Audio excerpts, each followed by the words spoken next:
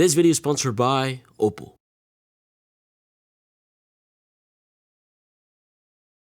So, I had my wedding tasting last night, and I brought both of these phones with me. Mainly because honestly, I'm wondering how a real budget phone compares to an iPhone 16. And since I'm going to Croatia, well, I told myself, why don't I just bring this with me? Okay, this here's the OPPO Reno14. I also have the OPPO Reno14 Pro with me and the OPPO Reno14F. But with the OPPO Reno14 being their upper mid-range performance phone, I decided I will be rocking this phone since it's a bit more accessible to the masses, right?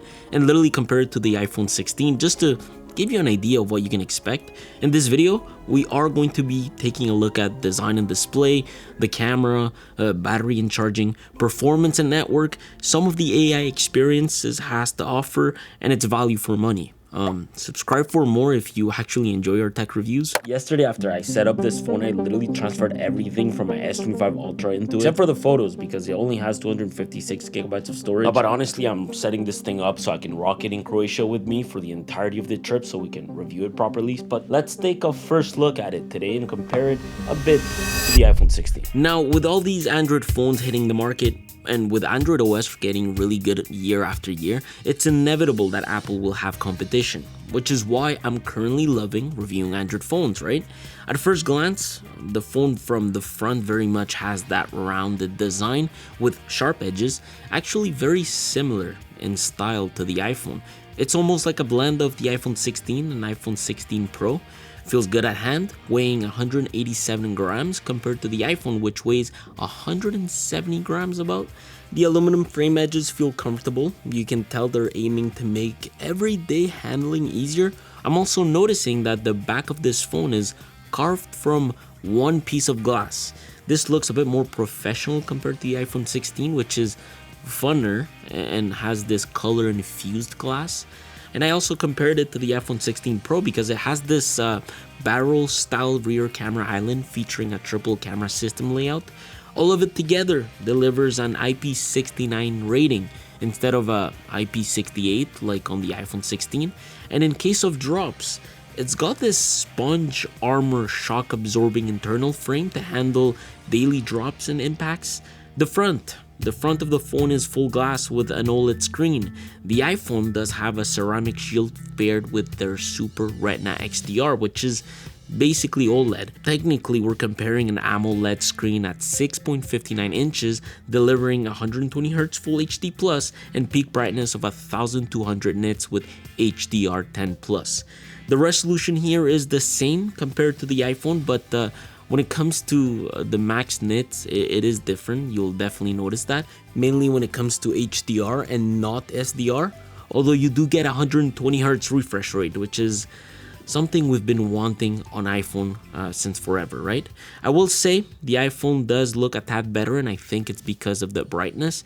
However, remember the Reno14 is half the price, if not a bit more depending on your region.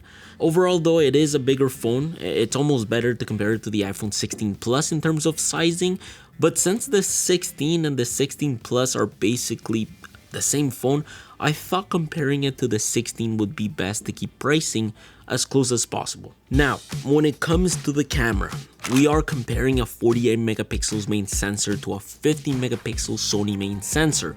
Also 12 megapixels of ultra wide versus 8 megapixels, and the telephoto is basically a 2x digital crop for the iPhone from the main sensor. And for the Reno14, well, it does have a full dedicated 50 megapixel telephoto lens with a 3.5x optical zoom. The iPhone can zoom up to 10x digital, and the Reno14 can zoom up to 120x digital, which is really impressive. In terms of video, the iPhone outputs 4K at 60 frames per second Dolby Vision HDR, and the Reno14 outputs 4K at 60 frames per second rear and front in HLG HDR format. When it comes to photos, both phones produce high quality images, but the Reno beats it more specifically when it comes to using the 3.5x periscope at 50 megapixels, mainly because the photos it's able to output at that optical zoom and the quality of the images are far better than iPhone. It's even got lossless quality at 7x with AI improved quality at 10x or above. During night shoots, first glance, I was actually impressed. I was expecting for iPhone to be better. Photos I will say are pretty good up to now, and there have been some occurrences where the OPPO handles lighting quite better. Usually though, ColorOS tends to over-brighten images, and the lack of sensor shift might result in more blurs and introducing noise in darker areas. Remember this is a first look. There will be lots more to discuss during our day in the life. Also, OPPO did feature both the main and ultra-wide cameras with dual flash units to provide strong illumination for close-range subjects. It's part of their AI flash photography. With this, I find that the post-processing most Android phones have to offer is really good, but sometimes it may look fake, as where the iPhone will deliver a more consistent real-life image. But when the Reno14 hits, it really hits. Daylight photos are vibrant, ultra-wide is soft in corners, it can capture brighter photos with natural skin tones. I think it's impressive, specifically at the price this phone comes in. It's also got higher res selfies at 50 megapixels and very similar image quality when it comes to the front camera video recording capabilities. At first glance, I do think the iPhone 16 has the best in-class video recording, stabilization, and computational HDR when it comes to videos. iPhone do video really well compared to Android phones for the most part, and they truly know how to handle motion or mixed lighting in most case scenarios. The Reno14, however, from what I can see, it delivers a great telephoto zoom with nice higher res selfies and value flexibility and photo resolution. And then when it comes to powering all of this, the Reno14 does have a 6,000 milliamp hour battery. Meanwhile, the iPhone 16 a 3,500-ish milliamp hour battery, which explains part of the difference in weight. The iPhone 16, which is a phone my girl uses, can last for a full day though. Say you charge it to 100% in the morning at 8 a.m, use it pretty heavy off and on during the day with TikTok, IG, Facebook, and so on. At around 10 p.m, you can expect about 10 to 15-ish% of battery life left. With a phone like the Reno14, well, it's to be tested. Because it's something I will be testing within my day in the life coming in a few weeks. So if you guys want to watch that video, let me know down below with a comment, #life. I will say, compared to iPhone 16, this charges quicker. Basically, I'm comparing 80 watts versus 30 watts of charging. In 45 minutes, you can get from 10 to about 80% with the Reno14, and with the iPhone, in 30 minutes, you can go from 0 to 50% with a 30-watt brick. Which means that you are charging a device with a 6nm octa-core CPU versus a 4nm 6-core CPU. Performance-wise, the A18 chip benchmarks noticeably higher compared to the MediaTek Dimensity 8350. But what they tried to do with this chip is to allow for OPPO AI optimization to make the phone feel smoother and more responsive. So AI is what allows for this phone to perform better than on paper. This along the nano dual drive cooling system with vapor chamber, which also allows for it to stay cool.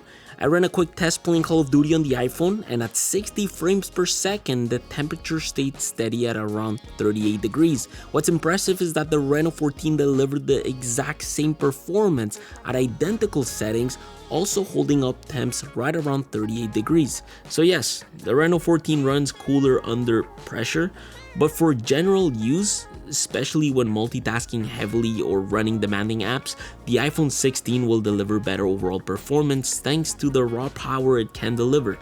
All to be seen within my day in the life, of course. When it comes to connectivity and network though, iPhone connectivity is always, it's always definitely been kind of clunky. I actually find myself hotspotting iPhones sometimes with my Android devices. They are good, don't get me wrong, but definitely not as good as some Android phones.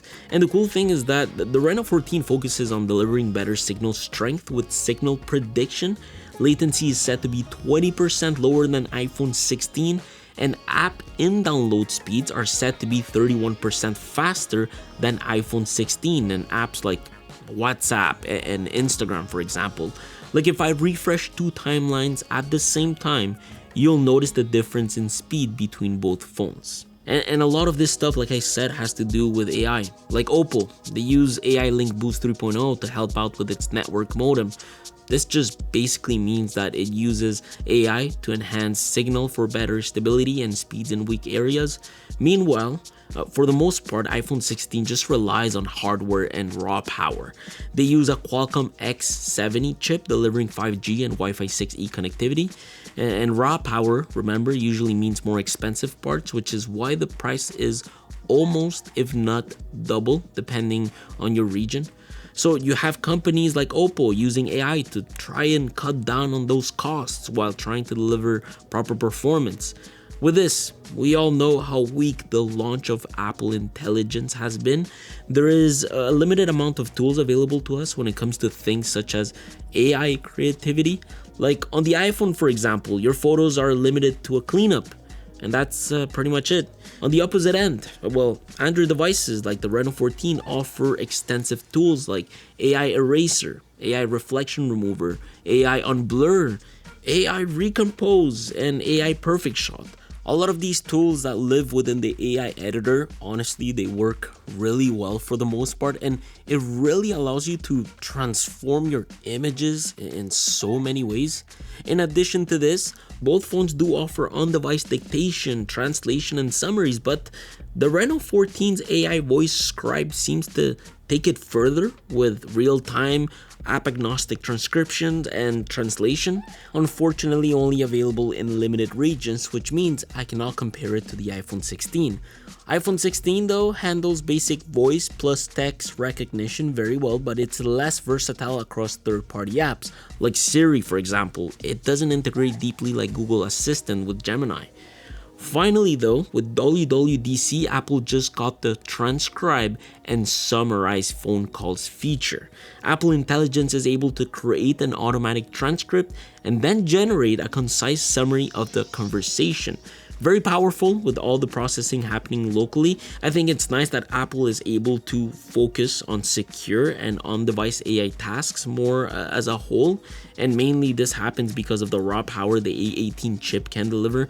Meanwhile, a lot of the transcription, translation, and summarization for calls with Reno is done through the cloud, so this is definitely something to take into account. I think in summary, depending on your region, we are comparing a phone that could be costing half the price of the iPhone at $899.99, a phone that starts at 128 gigabytes of storage compared to 256 gigabytes of storage with the Reno. You are paying almost double the price for a phone that can compete in some areas with the Reno14, but remember, the iPhone does pull ahead in areas like video quality, ecosystem integration, and raw power. Although all of this is to be properly evaluated though, so take this first look with a grain of salt because our day in the life with the Reno14 is coming in a few weeks. I've also been given two other phones. Check them out on the OPPO website, OPPO Reno14 Pro and OPPO Reno14F. For those who are a creator, a gamer, or power user craving a premium design, you should check out the OPPO Reno14 Pro. And if you are more of a lifestyle user, check out the OPPO Reno14F.